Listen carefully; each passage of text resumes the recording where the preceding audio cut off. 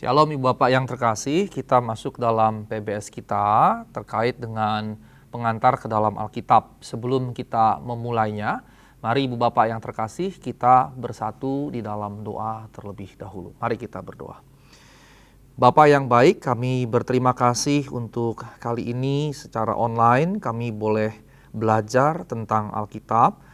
Mampukan kami untuk memahami apa yang disampaikan, mampukan kami untuk konsentrasi, dan dari apa yang disampaikan kami boleh mengenal kitab suci kami boleh mencintai kitab suci kami, dan berinteraksi dengannya sehingga Allah boleh menyapa kami, berfirman kepada kami melalui Alkitab.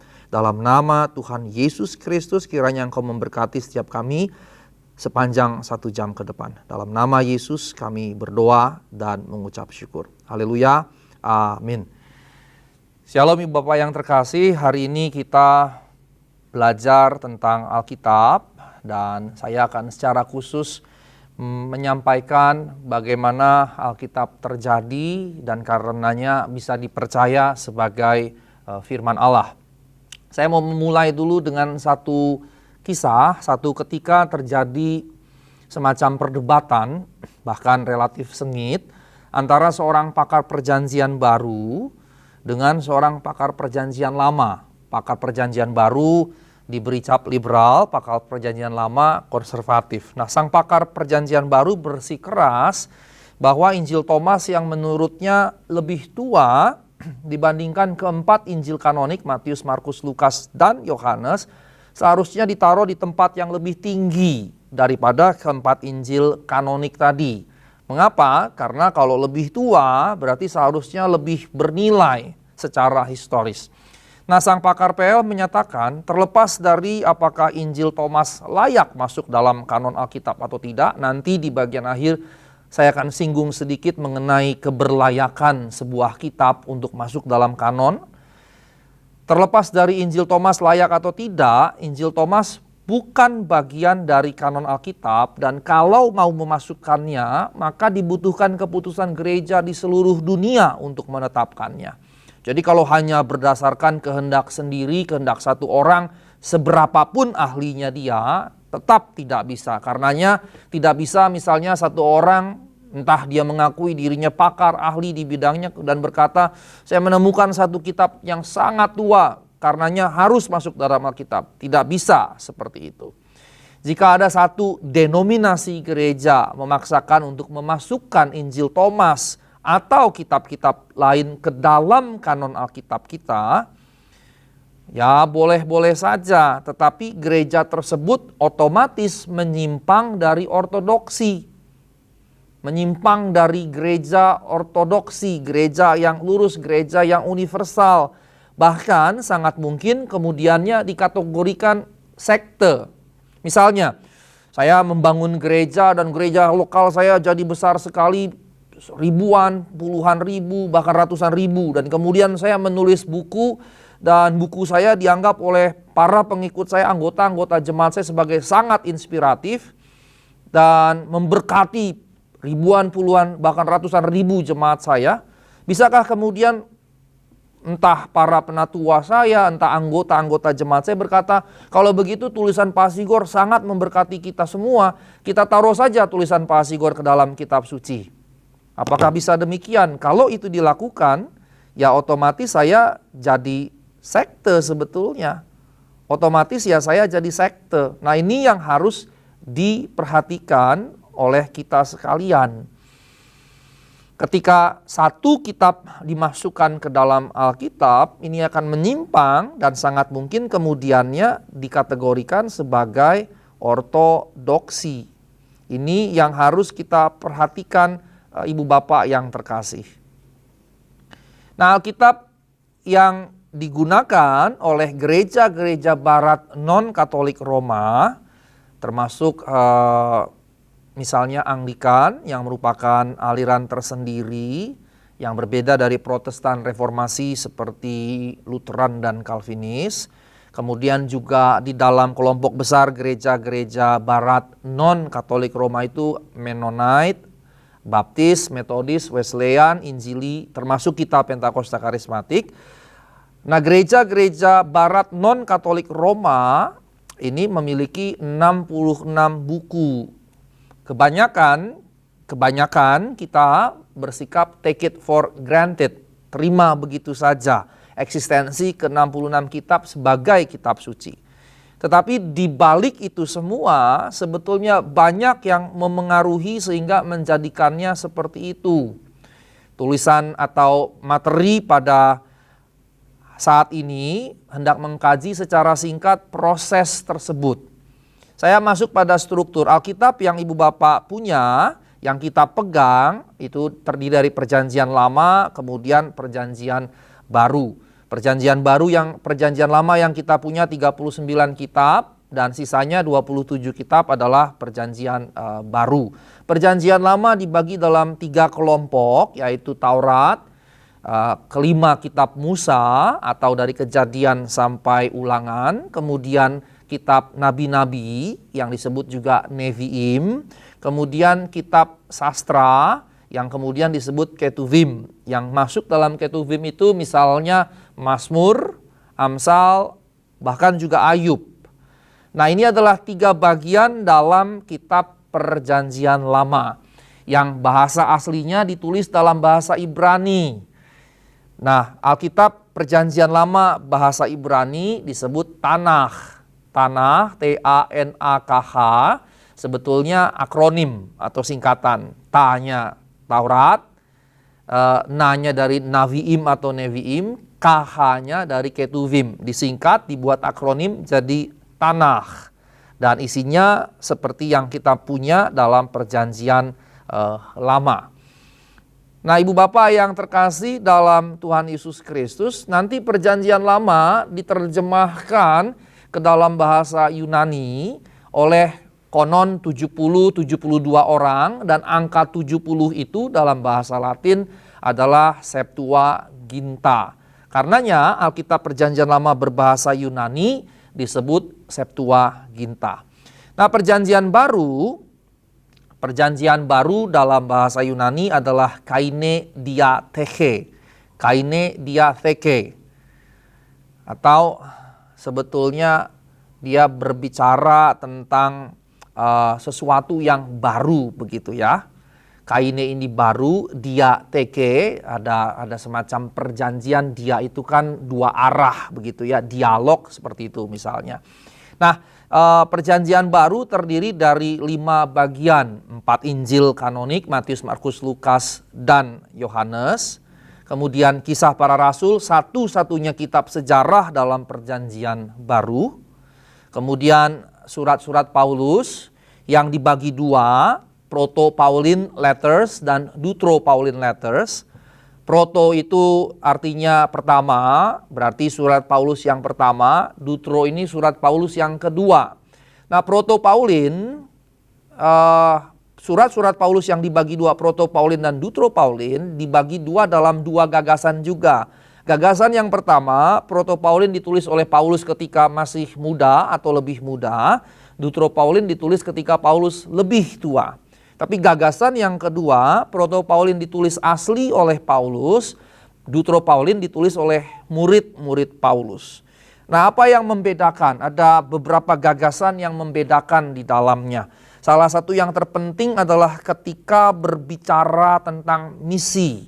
Surat-surat Proto-Pauline itu penekanan misi keluarnya sangat kuat. Tetapi surat-surat Deutero-Pauline penekanan misi ke dalamnya lebih kuat.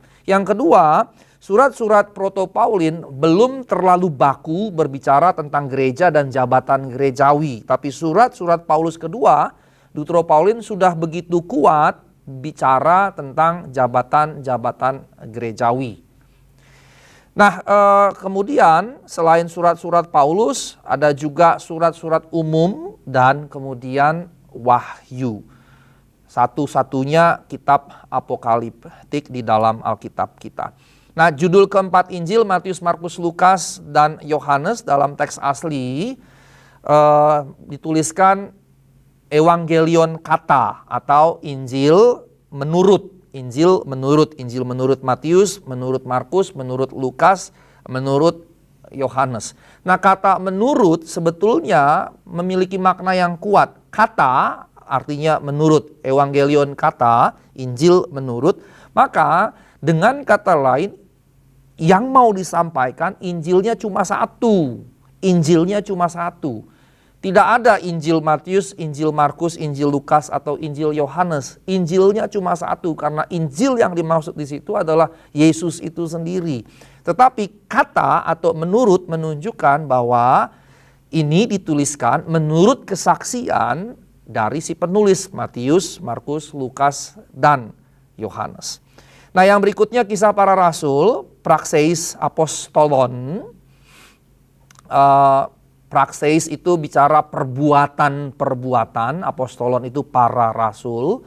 Dan ini dipisahkan satu-satunya bagian di dalam PB yang bermuat cerita yang historis. Kemudian tadi sudah surat Paulus, kemudian ada surat-surat umum, Yakobus, Petrus 1-2, Yudas, Yohanes 1-2-3, dan Wahyu Yohanes.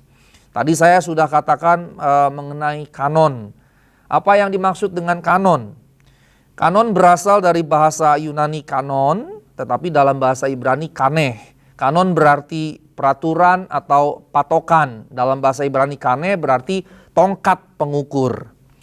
Jadi kanon dan kemudiannya kanonis menunjuk pada satu standar. Ada satu standar yang dipakai karena dia tongkat pengukur. Ada satu standar yang dipakai untuk mengukur kitab-kitab mana yang ditentukan sebagai yang diinspirasikan dan yang tidak. Kata inspirasi ini juga disinggung oleh Paulus misalnya di dalam 2 Timotius 3 ayat yang ke-16. Saya akan bacakan 2 Timotius 3 ayat yang ke-16, dikatakan begini.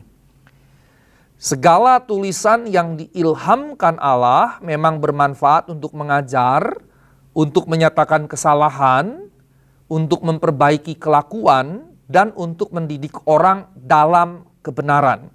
Nah, yang menarik dalam bahasa Yunani, saya akan bacakan bahasa Yunaninya, dikatakan begini. Pasa grafe theopneustos kai hovelimos pros didaskalian pros elekmon pros epanortosin pros paidean ten en dikayo sune. Kalimat yang pertama, pasa grafe, yang diterjemahkan oleh LAI, segala tulisan. Nah, ini menarik karena LAI menerjemahkan tulisan, padahal dalam bahasa Yunaninya digunakan kata grafe. Nah, grafe adalah sebetulnya istilah yang baku yang juga digunakan untuk merujuk tulisan-tulisan di Perjanjian Lama. Atau dengan kata lain, grafe bisa diartikan sebagai kitab suci. Karena ketika Yesus misalnya diuji oleh si iblis di padang gurun 3 kali, Yesus selalu menjawab ada tertulis atau it is written dalam bahasa Inggris, Yunaninya gegraptein.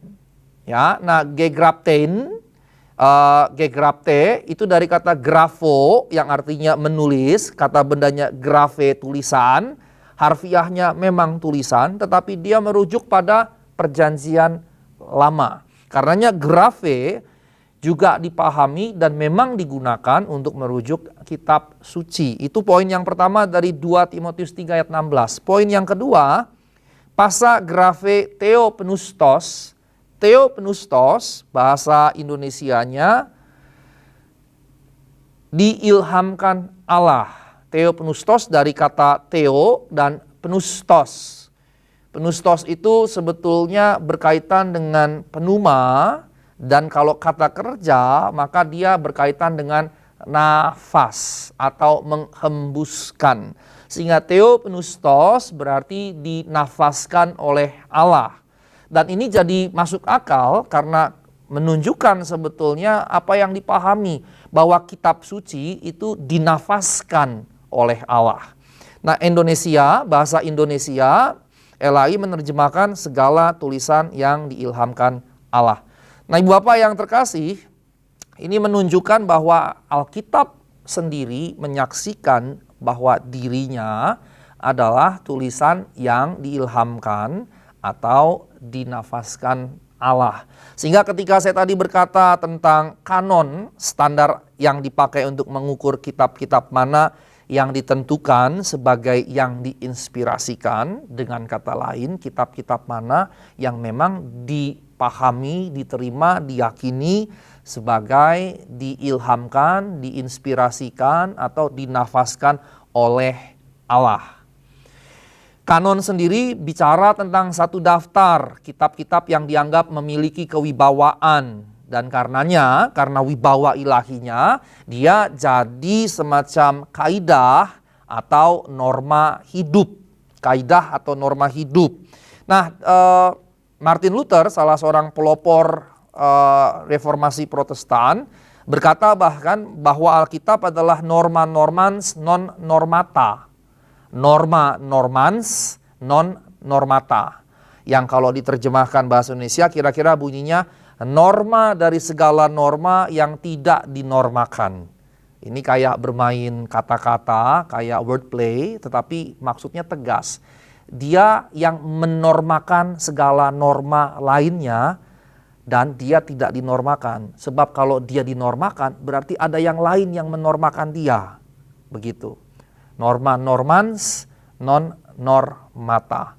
Jadi dia di atas segala-galanya. Jadi kalau kita membangun kaidah hidup, dasarnya Alkitab. Kalau kita membangun prinsip, dasarnya Alkitab. Kita membangun pemahaman tertentu, dasarnya Alkitab. Itu yang mau dimaksudkan. Nah, kitab suci hanya menjadi kanon oleh orang yang beriman, yang mata hatinya telah dibuka. Dan kemudian akal budinya dicerahkan. Dan ini bicara tentang karya Roh Kudus. Maka bagi orang yang mata hati dan akal budinya tidak dibuka dan dicerahkan, Alkitab bukanlah firman Allah. Alkitab tidak menjadi kanon bagi dirinya. Alkitab tidak menjadi norma normans non normata. Sebetulnya hal ini wajar, sama seperti misalnya kitab suci agama-agama lain bagi kita tentunya bukan norma normans non normata. Bagi kita bukan yang diinspirasikan oleh Allah dan jadinya bukan kaidah, bukan sumber kaidah, bukan sumber norma hidup. Nah, Ibu Bapak yang terkasih, pengertian tentang satu kitab suci pada dasarnya kemudian mengikat kita pada gagasan kanon tadi. Yaitu satu kumpulan tulisan berwenang dengan batas-batas yang tegas. Faktor-faktor dalam sejarah juga sangat penting menentukan apakah kitab tertentu boleh dimasukkan ke dalam kanon. Misalnya, apakah satu kitab ditulis oleh rasul atau di bawah pengawasan seorang rasul. Jadi ini bicara tentang otoritas rasuli, khususnya Perjanjian Baru.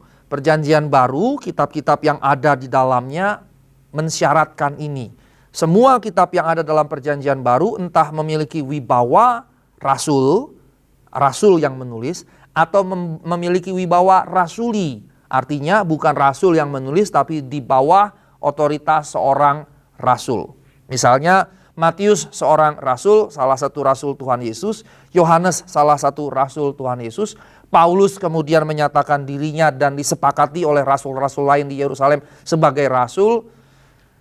Yakobus bukan rasul tetapi adik jasmani Tuhan Yesus yang menulis surat Yakobus. Yudas ada yang mengatakan itu salah satu rasul, ada juga yang mengatakan salah satu adik Yesus yang lain. Karena dalam Markus 6 ayat 3 disebutkan adik-adik Yesus dan salah duanya adalah Yakobus dan Yudas. Nah, Ibu Bapak yang terkasih dalam Tuhan Yesus Kristus, Markus misalnya, dia bukan seorang rasul, tetapi kita tahu bahwa dalam kisah rasul dia mendampingi Petrus, dia juga mendampingi rasul-rasul yang lain. Lukas juga demikian. Dia bukan rasul, tapi kisah para rasul yang ditulis oleh Lukas terlihat bahwa di setengah periode penulisan kisah para rasul, Lukas mendampingi Petrus, di setengah periode berikutnya Lukas mendampingi Paulus. Sehingga jelas bahkan ada dua rasul yang menjadi otoritas yang memberikan wewenang kepada Lukas, Petrus, dan Paulus. Nah, ada tiga peristiwa inti dalam sejarah gereja mula-mula yang mendorong gereja untuk kemudian secara alamiah, secara natural, yang kemudian dipahami sebagai karya Roh Kudus di balik proses itu, yang kemudian melakukan proses menggabungkan tulisan-tulisan yang beredar di kalangan gereja mula-mula saat itu, untuk kemudiannya diterima sebagai kanon.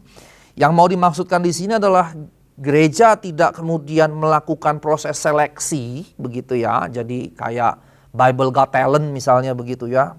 Ada calon-calon kandidat terus diproses, oh ini cocok, oh ini cocok, oh ini enggak. Tidak seperti itu. Tetapi apa yang terjadi adalah melihat bagaimana berproses kitab-kitab itu kemudian dinilai sebagai berwibawa. Nah, prosesnya sebelum saya gerak lebih lanjut, pada zaman itu ketika Yesus mengajar, maka para murid mengingat ajaran Yesus, dan ajaran Yesus yang diingat oleh para murid kemudian diajarkan oleh para rasul sebagai firman Allah. Jadi sebelum bahkan dituliskan, sebelum bahkan kemudian dicatat, para rasul sudah menyampaikan inilah perkataan Yesus, inilah perkataan Yesus, inilah perkataan Yesus. Dalam banyak kegiatan ibadah mereka, baik pertama-tama di rumah-rumah maupun ketika mereka makin besar dan sudah memakai tempat-tempat yang lebih besar. Mereka selalu mengulangi inilah perkataan Tuhan kita Yesus Kristus. Sehingga dengan kata lain, dari sejak semula perkataan Yesus pun sudah diterima oleh gereja mula-mula sebagai firman Allah. Nah, dalam proses berikutnya, ajaran-ajaran Rasul Petrus, Rasul Paulus, dan rasul-rasul yang lain kemudian juga dianggap sebagai otoritatif. Namun dalam tahap-tahap awal, surat-surat dari para rasul, Petrus, kemudian Paulus, dan juga yang lain dianggap di bawah perkataan-perkataan Yesus. Walaupun dua-duanya dianggap berotoritas, tapi pada proses paling awal perkataan Yesus dianggap yang paling tinggi, baru kemudiannya perkataan para rasul. Namun dalam proses kemudiannya mereka semua memahami bahwa para rasul menjelaskan ajaran Yesus, sehingga para rasul, ajaran-ajaran para rasul pun dianggap sebagai ajaran Tuhan Yesus. Sehingga kemudian dalam peribadahan gereja mula-mula, baik ajaran perkataan Yesus maupun ajaran para rasul dipahami sebagai firman Allah. Maka mereka kemudian berkata, inilah firman Allah, mengutip perkataan Yesus, inilah firman Allah, mengutip perkataan para rasul, surat-surat tadi begitu. Nah, dalam proses ini ketika mereka sudah mengakui bahwa keempat Injil ini firman Allah, surat-surat ini diterima punya otoritas ilahi, maka mereka sudah menerimanya secara alamiah dalam proses perjalanan waktu tadi. Sehingga tidak ada semacam upaya seperti istilah saya tadi, Bible Got Talent begitu ya. Kemudian dikumpulkan semua kitab yang ada, oh ini firman Allah, oh ini bukan, yang bukan dibuang, yang firman Allah diambil, kemudian jadilah terkumpul 66. Bukan begitu prosesnya, tetapi proses yang alamiah seperti yang secara singkat saya jelaskan. Penjelasan saya secara singkat tadi sebetulnya menyederhanakan sekali karena prosesnya panjang. Prosesnya memakan sekitar 3 abad. Bisa dibayangkan proses 3 abad tadi. Nah, dalam proses 3 abad tadi ada 3 peristiwa yang terjadi yang membuat proses kanonisasi ini kemudian tiba pada finalnya, yaitu Alkitab Perjanjian Baru. Yang pertama adalah munculnya tradisi-tradisi rahasia aliran Gnostik yang tentunya tidak benar, bahkan sesat. Saat itu selain para rasul yang memberitakan Injil, muncul juga kelompok-kelompok lain yang juga memberitakan Injil. Nah, komunitas Kristiani para rasul ini, kelompok para rasul ini menghasilkan kitab-kitab. Kelompok Gnostik ini juga menghasilkan kitab-kitab. Nah, bayangkan jikalau ada kemudian kitab-kitab yang ditulis oleh para rasul dan murid-murid dari para rasul, kemudian ada kitab-kitab yang ditulis oleh kelompok Gnostik. Tentunya kan akan membingungkan. Apalagi tulisan-tulisan atau kitab-kitab dari kelompok Gnostik ini suka mencatut nama. Zaman sekarang kan suka ada yang mencatut Pak Asigor Sitanggang bilang begini, padahal saya nggak ngomong begitu, misalnya begitu. Nah, model begitu terjadi dahulu kala juga. Kitab ini ditulis Injil Petrus, padahal bukan Petrus yang menulis. Kitab ini kemudian ditulis Injil Rahasia Markus, padahal Markus tidak menulis Injil Rahasia, The Secret Gospel of Mark. Atau misalnya Thomas menulis Injil, dibikin Injil Thomas, padahal Thomas tidak menulis Injil, dan seterusnya. Nah, peristiwa ini akhirnya ya membuat prosesnya makin cepat begitu. Yang kedua, jadi ini jadi semacam berkat terselubung atau blessing in disguise, berkat terselubung. Di balik peristiwa itu ada hikmat Tuhan, rupanya ada rencana Tuhan membuat kanonisasi berjalan semakin cepat. Yang kedua, ada seorang yang bernama Marcion, dan Marcion ini kemudian menulis kanonnya sendiri. Dia memotong banyak sekali bagian kitab dan membuang Injil. Dia lebih suka tulisan Paulus. Jadi baginya yang berwibawa itu tulisan-tulisan Paulus. Dia susun kanonnya, dia buang banyak bagian. Nah, yang ketiga, Montanisme. Montanisme ini dipimpin oleh Montanus, dan konon menurut tradisi Montanus ini didampingi oleh dua nabiah, dua pengkhotbah perempuan. Jadi kalau zaman now ada banyak pendeta yang didampingi perempuan di kiri kanannya, ya nggak heran lah. Zaman baheula saja 1800 tahun yang lalu saja, 1700 tahun lalu saja, toh ada juga begitu orang yang didampingi nabiah dua perempuan begitu ya. Nah, si Montanus ini kemudian banyak bernubuat, dan dia menyatakan bahwa Allah masih terus berinspirasi melalui dia, dan inspirasi Allah yang dia terima bagi dia setara dengan inspirasi-inspirasi di perjanjian baru tadi, di kitab-kitab yang dituliskan yang kemudian beredar di gereja mula-mula. Dan prinsip dasarnya bagi Montanus, Allah masih terus berbicara tak berhenti dengan bobot inspirasi yang sama dengan kitab-kitab lain, dengan para rasul dan orang-orang yang punya otoritas rasuli. Bahayanya di mana? Bahayanya ya akan jalan terus. Kanon gak selesai jadinya. Kanon jadi gak selesai. Dan potensi yang seperti itu sangat bisa membawa pada kesesatan. Nah, 3 proses utama ini yang mempercepat proses kanonisasi tadi, sehingga kemudiannya hadirlah menurut karya Roh Allah yang bekerja di balik 3 proses utama ini, menghadirkan Alkitab khususnya Perjanjian Baru. Dan dalam proses ini ya seperti tadi saya katakan, hadir para rasul dan murid-muridnya dengan tulisan-tulisannya, hadir juga kekristenan gnostik dengan segala tulisannya yang mengutip nama-nama para rasul padahal palsu. Maka tentunya ada proses di sini, dan ini kemudiannya tidak lagi menjadi bagian, dan inilah yang kemudian secara tradisional diterima sebagai kitab suci. Lalu bagaimana dengan Perjanjian Lama? Sebetulnya sebelum kanon Perjanjian Baru dimiliki oleh gereja mula-mula, sepanjang sekitar 100 tahun pertama gereja menggunakan hanya Perjanjian Lama yang sudah baku. Kalau lihat saja Tuhan Yesus, maka dia mengutip baik kelima kitab Musa atau Pentateuch, kemudian dia juga mengutip para nabi. Apalagi kalau kita lihat masa sengsara Yesus, misalnya waktu Yesus memerintahkan murid-muridnya beli pedang, padahal yang dibeli cuma 2 pedang. Dan Yesus katakan supaya dia tergenapi, supaya nubuat Perjanjian Lama tergenapi bahwa dia terhitung di antara pemberontak-pemberontak. Maka dibelilah 2 pedang. Dan kemudian itu dianggap sebagai menggenapi Perjanjian Lama, dan memang ada rujukan yang dikutip. Sehingga dari situ kita bisa simpulkan bahwa Yesus jelas memahami Perjanjian Lama, Pentateuch, kitab-kitab Musa, 5 kitab Musa tadi, maupun kitab para nabi sebagai kitab suci.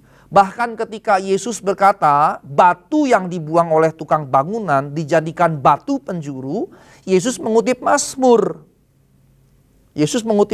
Dan Yesus kemudian menyatakan dialah yang dibuang oleh tukang bangunan itu. Dialah batu yang dibuang oleh tukang bangunan itu. Yesus menyatakan bahwa ayat-ayat dalam Mazmur tadi bernubuat tentang dirinya. Sehingga dengan kata lain, Yesus menerima baik Pentateuch, kitab-kitab Musa, 5 kitab Musa, kemudian kitab para nabi, dan juga kitab-kitab sastra sebagai Alkitab, sebagai kitab suci. Itu yang Yesus pegang. Sehingga karenanya gereja juga tentunya menerima kitab suci Perjanjian Lama sebagai kitab suci. Walaupun misalnya ada perlawanan dari orang-orang Yahudi zaman itu bahkan zaman sekarang bahwa PL bukan kitab suci orang Kristen, PL kitab suci orang Yahudi saja.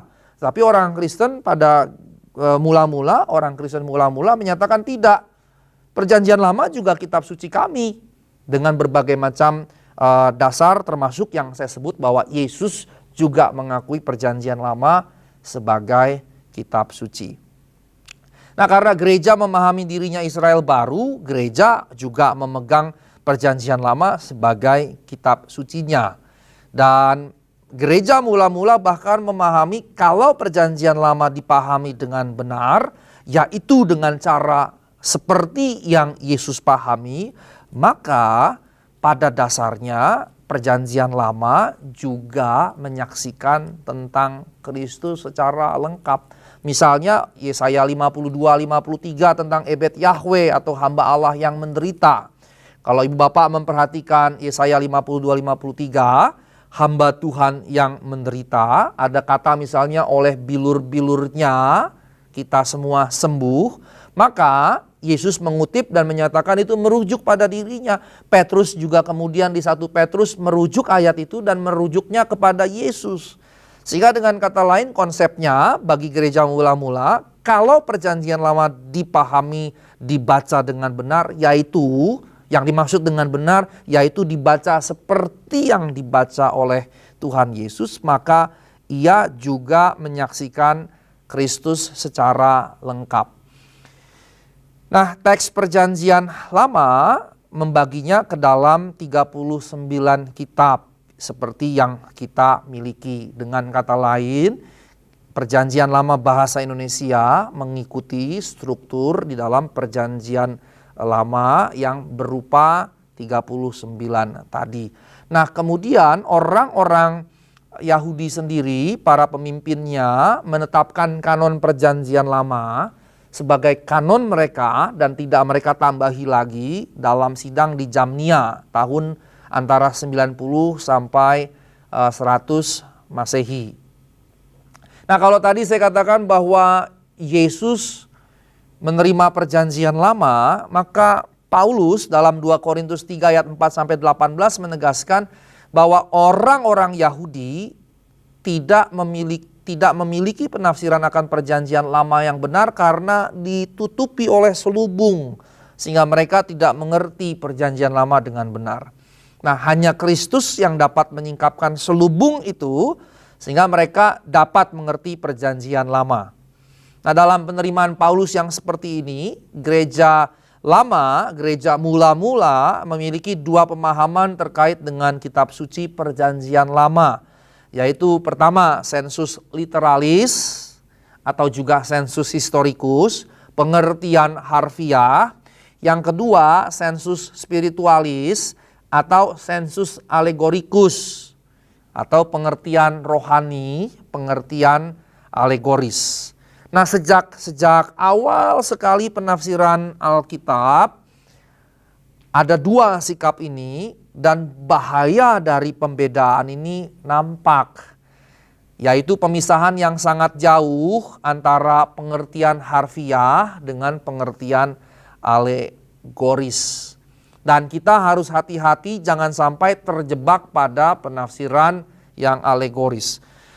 Salah satu contoh penafsiran rohani atau yang alegoris yang berbeda dengan penafsiran harfiah itu di dalam gereja awal muncul di abad kedua Masehi. Di surat Barnabas, dia merujuk pada Kejadian 14 ayat 14, di mana Abraham memiliki 318 hamba, dan surat ini menganggap bahwa itu adalah nubuat tentang Yesus Kristus yang disalib. Mengapa? Karena berkaitan dengan bilangan angka dalam alfabet Yunani. bilangan 318, maka huruf T, tau, itu nilainya 300. Kemudian huruf I, iota, nilainya 10.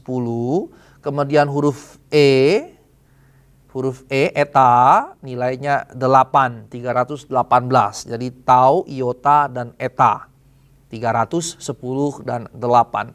Nah, T ini kemudian dianggap salib. Dianggap melambangkan salib. Sementara iota dan eta, I dan E, adalah dua huruf pertama dari nama Yesus dalam bahasa Yunani. Dalam bahasa Yunani, Yesus adalah I-E-S-O-U-S. Ya. Iota, eta, sigma, omikron, upsilon, sigma, I-E-S-O-U-S,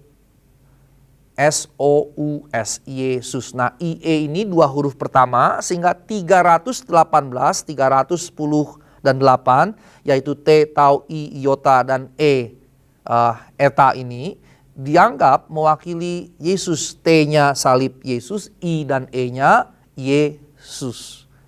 Ini maksa.com kan, ini cocok logi, ini comot logi. Tetapi waktu itu terjadi. Dan inilah yang dimaksud dengan penafsiran rohani atau alegoris. Dan kita harus jujur bahwa zaman now ada banyak orang yang melakukan tafsir alegoris ini. Dan bahayanya di mana? Bahayanya adalah yang tahu makna itu hanya si penafsir sendiri. Hanya dia yang khotbah yang ngerti makna itu. Dan bahayanya lagi seakan-akan yang mengerti itu rohani. Seakan-akan yang mengerti dengan cara tafsir seperti itu dapat inspirasi ilahi. Padahal salah sama sekali. Bahaya di situ. Nah, karenanya gereja lama sudah menegaskan bahwa penafsiran rohani atas teks-teks biblis harus dilakukan dengan penafsiran harfiah. Hanya mereka yang berupaya menafsir dengan bantuan gramatik, gramatikanya, semantiknya, dan stilistik atau gayanya seputar pemahaman akan penafsiran harfiah dari teks-teks tersebut yang dapat membangun penafsiran yang baik. Nah, di dalam masa reformasi Protestan, Alkitab menjadi, tadi saya katakan norma normans non normata, norma dari segala norma yang tidak dinormakan. Dan karenanya gereja tidak bisa mempertahankan penafsiran yang sangat berbeda karena akibatnya nanti bertentangan. Penafsiran alegoris satu dengan yang lain bisa saling bertentangan. Karenanya penafsiran harfiah sangat ditekankan, bahkan Martin Luther sejak awal menetapkan kewajiban penafsiran harfiah atas kitab suci. Kita juga harus menghindari penafsiran alegoris yang seperti itu.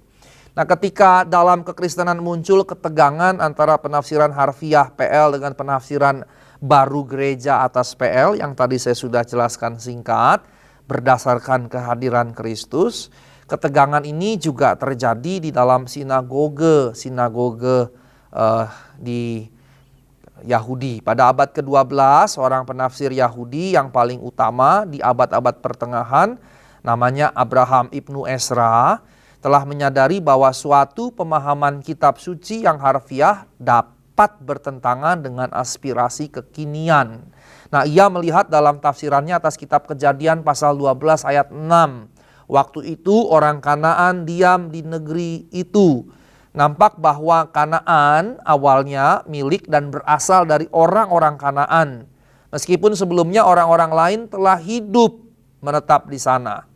Tetapi ini bukan pokoknya. Maka di sini terletak sebuah rahasia, siapa yang mengetahuinya, maka ia akan bungkam akan hal tersebut. Nah, Ibu Bapak, dalam pengamatan Ibnu Ezra ini, dalam penafsiran harfiah atas kitab-kitab Musa, penyusun bagian Pentateuch ini menyatakan bahwa pembantaian orang-orang Kanaan terjadi melalui pendudukan Israel atas tanah tersebut dan tidak identik dengan Musa. Nah, di sini dipahami rahasia bahwa ini bertentangan dengan pemahaman otoritatif bahwa Pentateuch diberikan oleh Musa dan dengan demikian harus disembunyikan.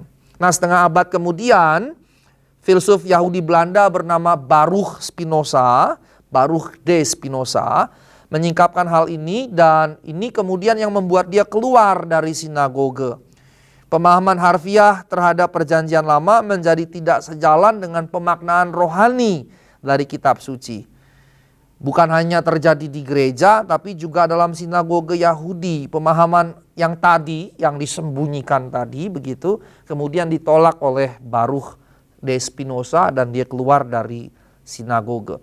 Nah, mulai sejak abad ke-20, maka teks-teks perjanjian lama dilihat dalam konteks di mana dia berada. Dilihat, dipahami, ditafsir dari konteks dia ditulis di mana dia berada. Karenanya kaitan sejarahnya mesti dilihat karena punya makna teologis. Nah, Ibu Bapak yang terkasih, dalam penafsiran teks-teks perjanjian lama, makna yang menentukan bukanlah hanya relasi waktu, melainkan dalam kaitan dengan apa yang dalam istilah Jerman disebut Sitz im Leben, maksudnya posisi narasi, posisi kisah di perjanjian lama itu dalam kejadiannya. Dalam kejadian, dalam kehidupan. Waktu itu kejadiannya apa dan harus dilihat dalam kejadian itu. Nah, teks-teks perjanjian lama berkembang dari apa yang disebut genre-genre. Jadi misalnya, Ibu Bapak akan berbeda menafsir teks Kejadian dengan teks Keluaran. Misalnya kisah penciptaan. Kisah penciptaan itu kan dikisahkan oleh, kalau secara tradisional kita terima oleh Musa, Musa kan tidak hadir di dalam kisah penciptaan itu. Musa tidak hadir di situ. Lalu dari mana dia dapat? Ada pendekatan yang normal, yang kodrati, itu tradisi turun-temurun. Yang adikodrati bisa saja Musa terima dalam rupa penglihatan. Dua-duanya tidak bisa kita paksakan mana yang benar. Dan tidak bisa mengatakan yang lain salah. Cara membaca Kejadian itu berbeda dengan cara membaca Keluaran. Karena itu kisah historis. Bangsa Israel keluar dari Mesir. Tapi kemudian cara membaca teks Kejadian dan Keluaran yang berbeda juga tidak bisa sama dengan cara kita membaca teks Mazmur yang merupakan pujian. Teks Mazmur pun kita nggak boleh pukul rata, oh ini semua dari Daud. Sebab kalau kita teliti di dalam ada pernyataan dari Asaf, misalnya ada dari Musa, ada dari Maryam dan segala macamnya. Dan karenanya kita mesti lihat siapa penulisnya sehingga kita tahu kalau bicara tentang Musa ya berarti konteksnya ya Musa bukan Daud, begitu. Belum lagi ketika kita membaca Amsal, kita bisa menafsir Mazmur 23 misalnya atau Mazmur 1 ayat 1 sampai 6 sebagai satu kesatuan. Tetapi ketika kita membaca Amsal, kita tidak bisa misalnya ambil satu perikop dan menafsir satu perikop. Namanya Amsal, dia bisa saja satu kalimat tidak berhubungan dengan kalimat berikutnya. Namanya Amsal, kata-kata bijak. Sama seperti motivational words gitu ya.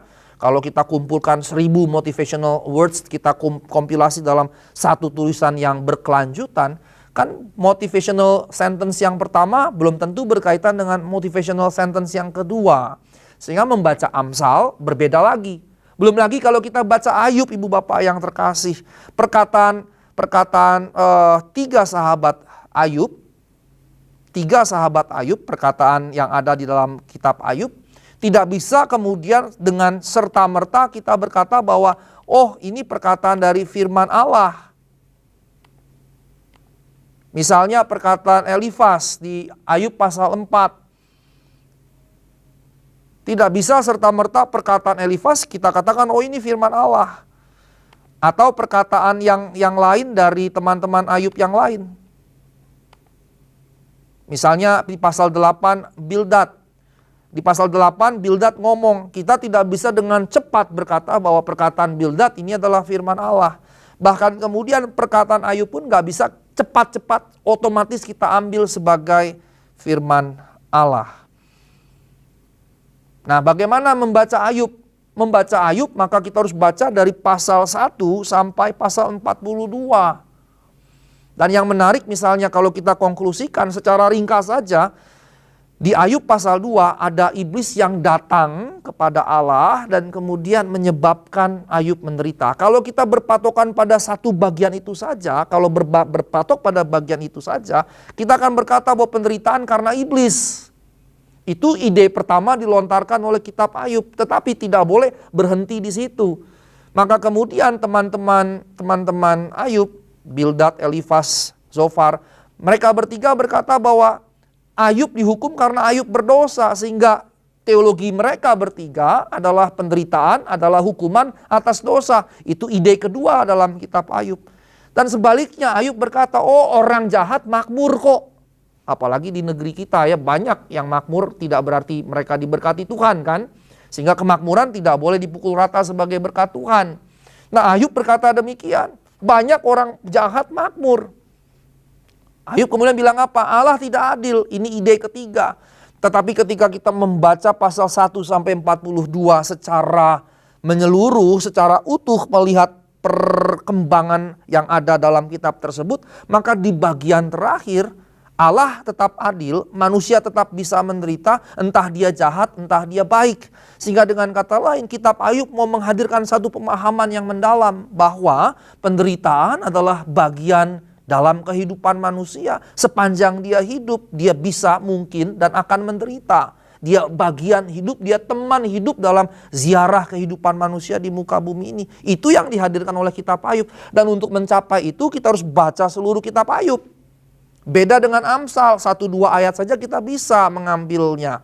Misalnya di dalam Amsal dikatakan bahwa bibir yang dolak-dalik tidak baik, mendatangkan kebinasaan. 1 ayat saja bisa kita ambil.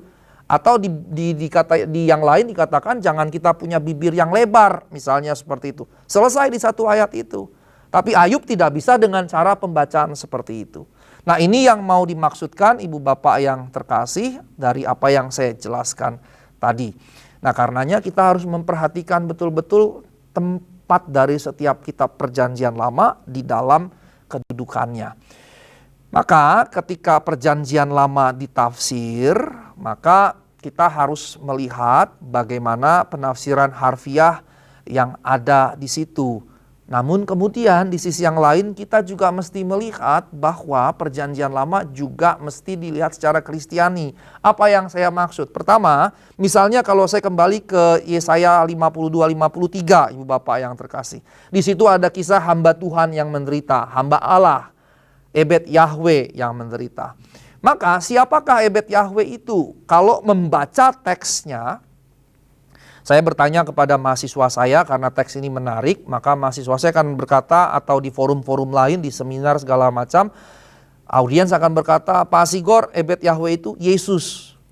Maka saya akan tanya, coba tunjukkan di Yesaya 52-53, ada nggak kata Yesus di situ? Tidak ada Pak. Lalu dari mana kamu bisa menyimpulkan bahwa Yesaya 52-53 memang berbicara tentang Yesus? Nah ini kesalahan pembacaan yang terlalu cepat-cepat seperti itu. Lalu bagaimana? Kita harus melihat dulu makna secara harfiah, secara historis yang saya katakan Sitz im Leben tadi, tempatnya dalam kedudukan. Kita harus mengerti dulu. Nah kalau kayak begitu, yang mesti kita cari tahu, teks itu sebetulnya sedang bicara siapa yang dimaksud dengan Ebed Yahweh. Maka dia bisa saja bicara tentang nabi-nabi secara menyeluruh. Nabi-nabi memang banyak yang menderita bahkan dibunuh. Dia bisa bicara tentang Nabi Yesaya itu sendiri. Dia bisa bicara bahkan Israel secara keseluruhan yang memang juga menderita. Atau dia bisa juga bicara the remnant Israel, the remnants, sisa-sisa Israel. Keempat hal ini mungkin. Keempat hal ini dimungkinkan karena teks hanya bicara hamba Tuhan yang menderita. Sehingga dia bisa bicara tentang siapapun hamba dalam perjanjian lama pada saat Yesaya ditulis yang menderita bagi Allah.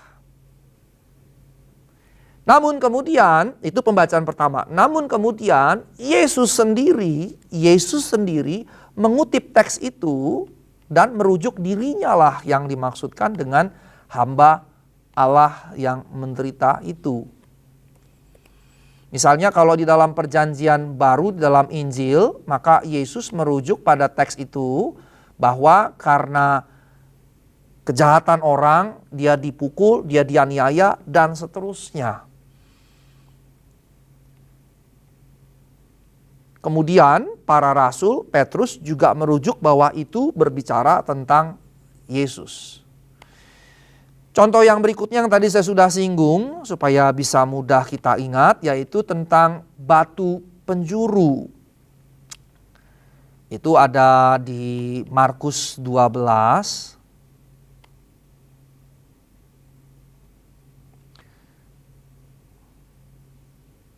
ayat yang ke-9, 10, 11. Saya kutip dari ayat 10. Tidak pernahkah kamu membaca nas ini, batu yang dibuang oleh tukang-tukang bangunan telah menjadi batu penjuru. Hal itu terjadi dari pihak Tuhan, suatu perbuatan ajaib di mata kita. Markus 12 ayat 10 ini merupakan kutipan yang merujuk kepada Mazmur 118 ayat 22 sampai 23. Jadi Markus 12 ayat 1 sampai 9 ini perumpamaan tentang kebun anggur, vineyard. Ya, Yesus bercerita, tapi kemudian itu membangkitkan amarah orang-orang Yahudi. Terus Yesus bilang, batu yang dibuang oleh tukang-tukang bangunan telah menjadi batu penjuru. Dan orang-orang Yahudi mengerti, merekalah yang dimaksudkan oleh Yesus dalam relasinya dengan Yesus. Sehingga Yesus mau menyebut dirinya lah batu penjuru tadi. Dan Yesus mengutip Mazmur 118 ayat 22 sampai 23. Nah, dalam pembacaan Mazmur 118, 22, 23, siapa yang dimaksud dengan batu penjuru? Bangsa Israel. Teks tersebut ternyata gamblang bicara Israel. Batu yang dibuang tukang-tukang bangunan bicara bangsa-bangsa lain yang memusuhi, yang melawan, yang berperang, yang kemudiannya menjajah bangsa Israel. Teks Mazmur secara harfiah dalam Sitz in Leben-nya bicara tentang bangsa Israel. Itu penafsiran harfiah. Tapi Yesus kemudian menafsirkannya secara tersendiri yang kita sebut penafsiran Kristiani. Yesus mengatakan dialah batu penjuru itu. Dan perhatikan, kemudian Rasul Petrus juga menyatakannya di 1 Petrus 2 ayat 7 sampai 8. Ayat 7 dia berkata, karena itu bagi kamu yang percaya ia mahal, bagi mereka yang tidak percaya batu yang telah dibuang oleh tukang-tukang bangunan telah menjadi batu penjuru, juga telah menjadi batu sentuhan dan suatu batu sandungan. Petrus kemudian menggunakan batu penjuru merujuk pada Yesus. Bagi kamu yang percaya ia mahal. Bagi mereka yang tidak percaya, batu yang telah dibuang oleh tukang bangunan jadi batu penjuru. Sehingga dengan kata lain, Petrus mengikuti penafsiran Yesus atas teks perjanjian lama. Baik untuk Ebed Yahweh oleh bilur-bilurnya kita sembuh. Petrus juga ngutip ini di Yesaya 52-53. Maupun juga untuk batu penjuru di Mazmur 118 ayat 22 dan 23. Yang juga dikutip oleh Petrus.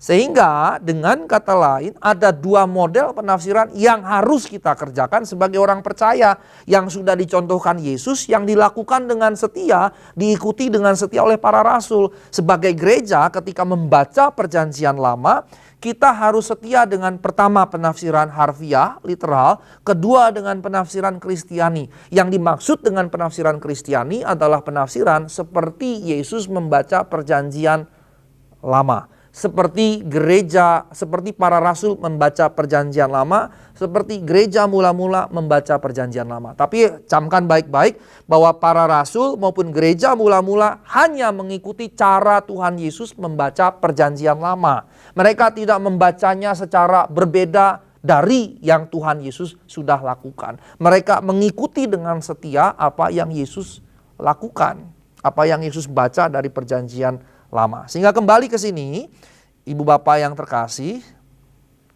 membaca perjanjian lama harus dengan dua pendekatan atau dua penafsiran. Pertama dengan penafsiran harfiah atas PL, melihat makna teks dalam konteksnya itu sendiri. Yang kedua melihatnya dalam kaitan Kristiani, dalam kacamata dalam penafsiran Kristiani. Nah, Ibu Bapak yang terkasih dalam Tuhan Yesus Kristus, tadi saya berbicara mengenai kanon, maka saya ingin menjelaskan secara ringkas bahwa Alkitab kita memiliki beberapa ragam. Istilah kanon yang saya sudah sebut tadi untuk kita orang percaya itu adalah Perjanjian Lama, Perjanjian Baru. Dan kemudian dalam sejarah gereja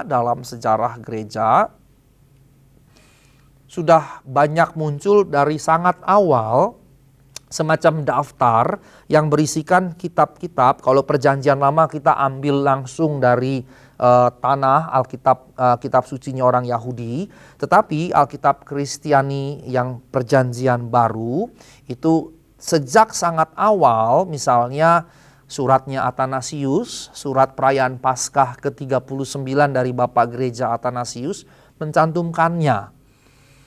Kemudian surat ini misalnya berisikan lengkap Alkitab kita, begitu ya. Nah, sekarang saya masuk dalam kitab-kitab Yahudi.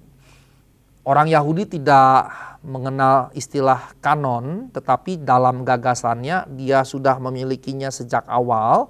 Dan dalam kanon Yahudi kita sama dengan kanon Yahudi, tradisi Yahudi memiliki kitab yang kita miliki, namun bentuknya atau bagian-bagiannya tidak sama persis dalam jumlah 39, tetapi melainkan 24 kitab, yaitu 5 kitab Musa, 8 kitab para nabi, kemudian 11 kitab sastra.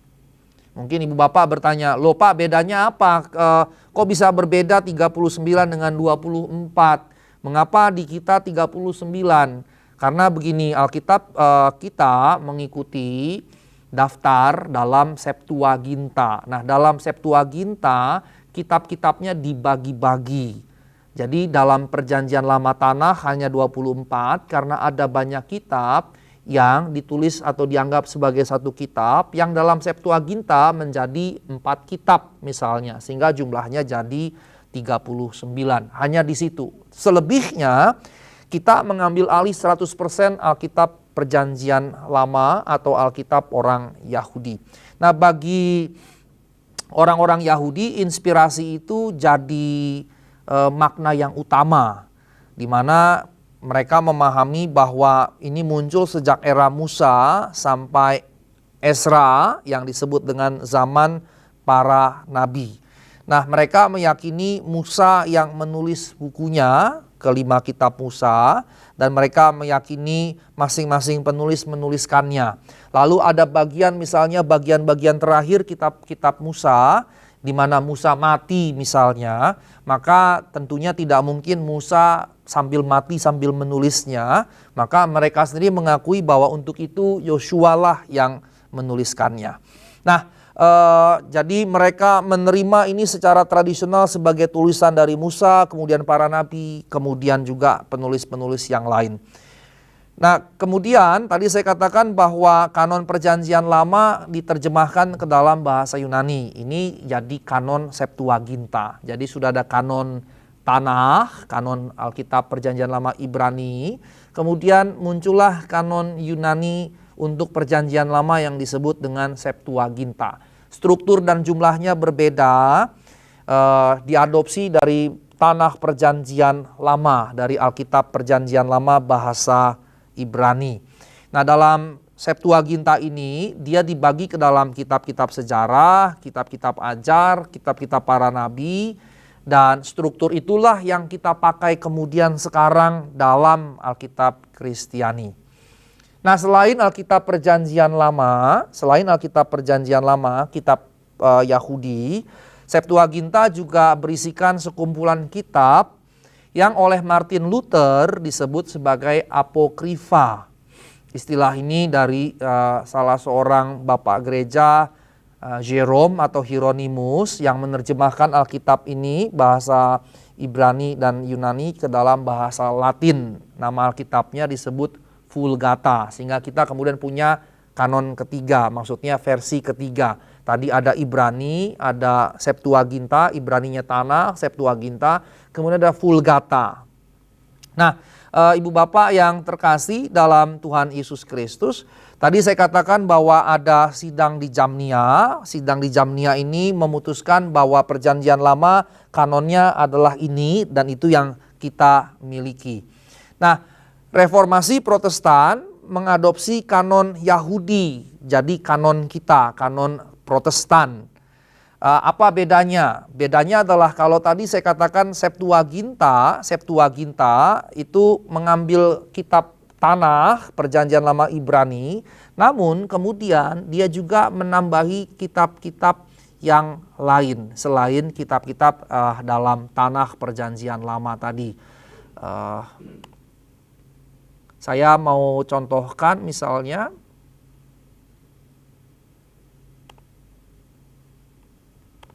oke, baik.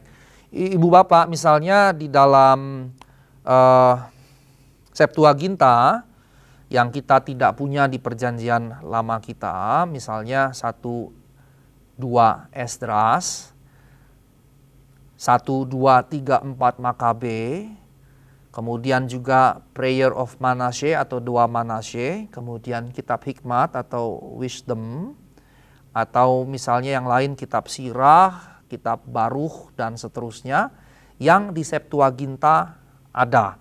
Jadi untuk perjanjian lama, kita mengadopsi kanon Yahudi, Protestan ya, dan kita, Gereja Bethel Indonesia, bagian dari kelompok besar Protestan. Karenanya Alkitab perjanjian lama kita, sama seperti perjanjian lama Yahudi, kita tidak mengambil bagian-bagian di dalam Septuaginta yang tidak ada dalam kitab tanah tadi. Karenanya kita tidak menganggap kitab-kitab yang saya sebut tadi, misalnya 1, 2 Esdras, Tobit, Yudit, 1, 2, 3, 4 Makabe, itu sudah 8 kitab. Kemudian Prayer Manasye, Wisdom, Sirah, Baruch, kita tidak menerimanya di dalam Alkitab kita. Tetapi gereja-gereja non-Protestan, non-reformasi menerimanya. Seperti sebagiannya misalnya Katolik menerimanya, Ortodoks, dan seterusnya. Nah, saya masuk ke dalam poin yang penting yang saya ingin sampaikan dalam waktu yang singkat ini.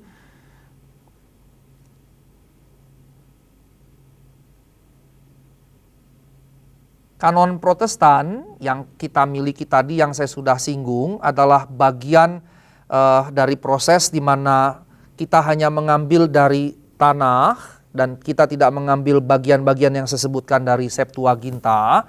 Selebihnya, sehingga kemudian kita punya PL di luar dari bagian-bagian Septuaginta yang Martin Luther katakan apokrifa tapi kadangkala disebut deuterokanonika. Kemudian kita mengambil sepenuhnya perjanjian baru. Dengan kata lain, Ibu Bapak yang terkasih, Alkitab kita, PL dan PB sama dengan kekristenan yang lain, Ortodoks, Nestorian, Katolik dan lain-lain dalam hal PL dan PB. Kita hanya berbeda dalam hal deuterokanonika tadi. Kita tidak mengambil deuterokanonika, tidak menerimanya sebagai kitab suci atau yang tadi di awal yang difirmankan oleh Allah, diinspirasikan oleh Allah.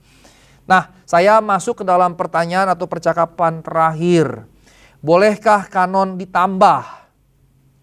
Bolehkah kanon ditambah? Kalau kita melihat sekilas bahwa gereja Ortodoks dengan ragamnya masing-masing punya kanonnya, gereja Katolik juga punya kanonnya, kemudian gereja Protestan punya kanonnya masing-masing, maka kesan yang kemudian timbul dalam diri kita, oh berarti Pak Asigor kanon boleh ditambah-tambah dong. Nah ini sebetulnya respons yang kurang cermat. Mengapa? Sebab kalau kita memperhatikannya dengan lebih menyeluruh dan lebih tajam, sesungguhnya perjanjian lama kanonnya tertutup karena kanon perjanjian lama sudah ditetapkan oleh orang-orang Yahudi, terutama para pemimpin agama Yahudi tahun 90 sampai tahun 100 di Jamnia tadi, sehingga sudah tertutup di situ. Sementara kanon perjanjian baru pun sudah tertutup, yaitu berdasarkan otoritas tadi, otoritas rasul atau otoritas rasuli, 27 kitab tadi. Sementara yang di tengah-tengah tadi adalah Deuterokanonika, di luar PL dan PB. Sehingga ketika kita bicara PL dan PB, gereja manapun akan menerima PL seperti PL itu apa adanya, sama. Begitu juga gereja manapun akan menerima perjanjian baru persis seperti itu, sama. 39, 27. Ini yang mesti kita cermati. Sehingga dalam hal perjanjian lama, kanon perjanjian lama, kanon perjanjian baru, gereja seluruh dunia tidak memiliki perbedaan. Nah, pertanyaan berikutnya, apakah kanon itu terbuka atau tertutup? Ini bisa dijawab dengan dilihat dari dua sisi, dari dua aspek. Pertama, secara eklesiologis, tanggung jawab dan tugas gereja menentukan kanonnya. Katolik Roma menambahkannya dengan Deuterokanonika, demikian juga Ortodoks Eropa Timur, Ortodoks Timur Tengah, dan Nestorian. Protestantisme yang berasal dari Katolik Roma dan kita GBI bagian dari Katolik Roma, dalam maksud saya bukan anggota Katolik Roma tapi bagian dari kekristenan Barat tadi dan berasal dari Katolik Roma. Karena Protestan pecah dari Katolik Roma, tetapi kita berasal dari sini dan kita Protestan kembali kepada susunan bapak-bapak gereja di mula-mula dan hanya mengakui PL dan PB, perjanjian lama, perjanjian baru. Dan ini menunjukkan bahwa kanon memang ditetapkan oleh masing-masing gereja. Masing-masing aliran besar gereja termasuk Protestantisme memiliki otoritas untuk bila dikehendaki untuk mengatur mengubah kanonnya masing-masing. Hanya satu hal kan, kalau kita gereja GBI misalnya menambahi kanon, maka kita akan keluar dari Protestantisme. Kita akan jadi sebuah aliran baru, bahkan mungkin sekte baru, begitu. Nah, saya beri contoh sederhana. Misalnya pada satu sisi Protestantisme tidak memasukkan kitab baru ke dalam kanonnya, tetapi Katolik Roma, Ortodoks Eropa Timur, Ortodoks Timur Tengah, dan Nestorian memasukkannya. Tetapi kitab Henokh yang dikutip oleh Yudas 1 ayat 14 di dalam Alkitab kita dan menganggap perkataan Henokh itu nubuat, justru hanya diterima oleh Nestorian dan ditolak oleh keempat aliran besar gereja lainnya yang tadi ya, Ortodoks Eropa Timur, Ortodoks Timur Tengah, Katolik Roma, dan Protestan. Tetapi di sisi yang lain, perbedaan yang saya sebutkan di atas hanya berkaitan dengan kitab-kitab Yahudi. Kitab-kitab Yahudi. Atau diklaim sebagai kitab-kitab masyarakat keagamaan Yahudi. Dan tidak berkaitan sama sekali dengan kanon perjanjian baru. Dan kitab-kitab Yahudi yang saya sebutkan tadi diwarisi pada periode waktu yang bersamaan dengan perjanjian baru. Dan setelahnya tidak ada lagi kitab baru yang disematkan ke dalamnya. Jadi sekalipun dia disebut apokrifa atau Deuterokanonika, dia juga tertutup sebetulnya. Kitab Baruch yang saya sebut, kitab Henokh yang saya sebut, berasal dari periode yang sama dengan hadirnya kitab perjanjian baru. Jadi setelah itu nggak ada lagi juga begitu. Nah, karenanya keempat aliran gereja tadi, keempat aliran gereja yang besar sekali tadi tidak menambahi kitab ke dalam perjanjian baru. Semua Katolik Roma, Ortodoks Eropa Timur, Ortodoks Timur Tengah, Protestan, ini yang 4 besar ya. 4 besar ini semua menerima perjanjian baru hanya 27 kitab dan bisa dikatakan closed. Case closed begitu. Tidak dilanjutkan dengan kitab 28, 29. Karenanya misalnya Bapak Gereja menyatakan Montanus dengan Montanismenya sesat. Karena bagi dia bisa ditambahkan terus. Tetapi diputuskan tidak, dan semua gereja di dunia ini perjanjian baru hanya 27 kitab. Artinya sampai saat ini semua gereja di dunia meyakini perjanjian baru hanya berisikan 27 kitab dan tidak berniat menambahinya. Itu aspek pertama eklesiologi. Sekarang aspek kedua teologis. Ini penting untuk kita perhatikan khususnya dalam kaitan pembelajaran kita terhadap Alkitab. Seberapa jauh kemungkinan satu buku tertentu menjadi bagian dari kanon Alkitab, khususnya perjanjian baru. Seorang pakar perjanjian baru yang mendalami teks asli bahasa Yunani menegaskan saran-saran bahwa kanon mungkin dapat diperluas dengan menaruhkan literatur yang kita anggap terinspirasi, entah itu kuno atau itu modern, sebetulnya bersumber dari gagalnya memahami apa perjanjian baru itu sesungguhnya. Perjanjian baru bukanlah sebuah antologi kumpulan literatur yang terinspirasi, bukan. Perjanjian baru bukan kumpulan, bukan antologi literatur yang terinspirasi sehingga semua yang terinspirasi kita kumpulkan, bukan. Perjanjian baru adalah kumpulan tulisan yang membawa kesaksian tentang apa yang Allah telah hadirkan, telah bawa melalui kehidupan, karya, kematian, kebangkitan Yesus Kristus, dan melalui pendirian gereja oleh Roh-Nya. Ini menjadi penting sekali. Ketika dikatakan melalui kehidupan, karya, kematian, kebangkitan Yesus Kristus, maka penulisnya menjadi wajib adalah orang yang hidup sezaman dengan Tuhan Yesus. Otoritas rasul dan rasuli menekankan hal itu.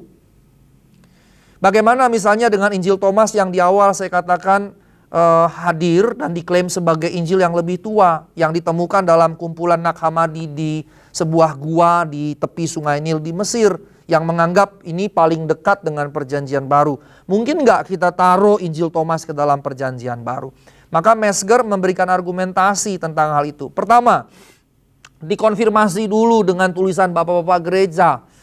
Bapak-bapak gereja menilainya bagaimana? Dalam kasus Injil Thomas misalnya, suara dari surat gembala yang baik, suara gembala yang baik diceritakan seakan-akan seperti bisu, bahkan terdistorsi di luar batas oleh adanya suara-suara tambahan bahkan antagonis di dalam Injil Thomas itu.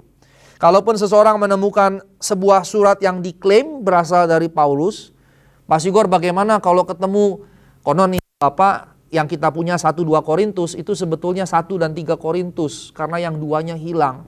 Bahkan pakar yang berkata bahwa sebetulnya Paulus menulis 4 surat kepada jemaat Korintus. 1, 2, 3, dan 4 Korintus. Yang kita punya itu hanya 1 dan 3 Korintus. Yang sekarang disebut 1 dan 2 Korintus. Lalu bagaimana seandainya kemudian ditemukan 2 Korintus yang asli dan 4 Korintus yang asli, sehingga ada 4 surat Korintus yang Paulus tulis bagi jemaat Korintus. Bisakah yang 2 dan 4 ini kita masukkan ke dalam kanon perjanjian baru misalnya? Kan sahih toh, setelah misalnya uji karbon, uji kimiawi, uji kertas, uji huruf, uji gramatik dan otentik dari 4 jenis uji tadi, ini tulisan Paulus. Karena minimal ada 4 uji ya. Uji karbon kimia, uji kertas, uji tulisan, kemudian uji bentuk tulisan, uji gramatiknya. Ini semua 4 jenis ini harus ditulis, harus dikaji untuk menentukan asli atau tidaknya. Nah, bagaimana setelah lewat 4 uji yang luar biasa akademik tadi terbukti, oh ini asli Paulus. Bisa nggak 2 dan 4 Korintus kita masukkan ke dalam Alkitab kita? Nah, kalaupun seseorang menemukan sebuah surat yang berasal dari Paulus seperti yang saya sebutkan tadi, harus dibuktikan terlebih dahulu atas dasar eksternal dan internal.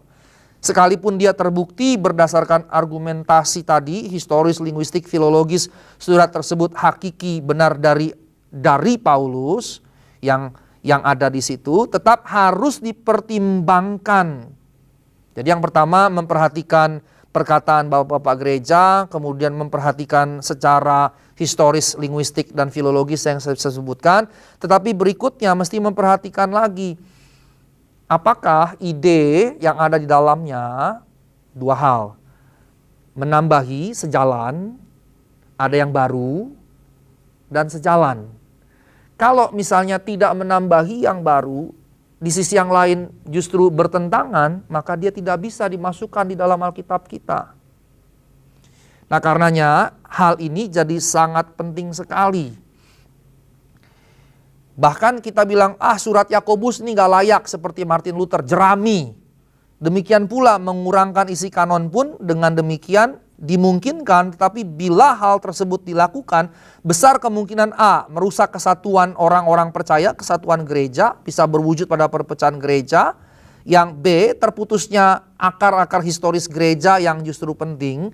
Dan C, ini yang paling sulit, akan sulit membuat semua gereja di seluruh dunia untuk mengambil sebuah kitab dalam perjanjian baru dan membuangnya. Seperti surat Yakobus, seperti yang dikatakan Martin Luther tadi. Karenanya justru para pakar sendiri, seberapapun bebasnya mereka berpikir, mereka akan tetap berkata kanon sudah tertutup, kanon is closed, kita tidak bisa menambahinya. Karena kanon bukan kumpulan buku yang terinspirasi, tetapi kanon khususnya perjanjian baru bicara tentang kehidupan, karya, pelayanan, kematian, kebangkitan Yesus Kristus, itu pusatnya. Dan tentunya dia layak ditulis oleh orang-orang yang hadir sezamannya untuk menjamin banyak aspek termasuk kualitas, keaslian, dan kemudian juga terinspirasi oleh karya Roh Kudus. Nah, Ibu Bapak yang terkasih, saya sudah menyampaikan secara panjang lebar dalam waktu yang sangat terbatas terkait dengan terjadinya Alkitab. Dari semua yang saya sampaikan, saya bisa simpulkan satu kata, satu kalimat, bahwa Alkitab kita bisa dipercaya.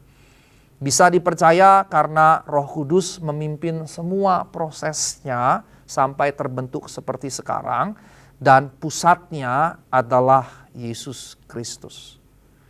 Amin. Ibu Bapak, jikalau ada pertanyaan-pertanyaan terkait dengan materi yang disampaikan, silakan mengirimkan pesan via WA di nomor yang nanti akan terdapat di bawah ini, di bawah layar ini.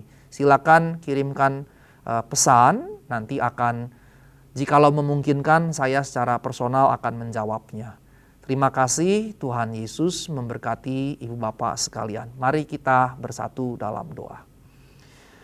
Terima kasih untuk materi yang disampaikan pada saat ini. Kami belajar bagaimana terjadinya Alkitab sebagai sebuah pengantar dalam pembelajaran kami tentang Alkitab.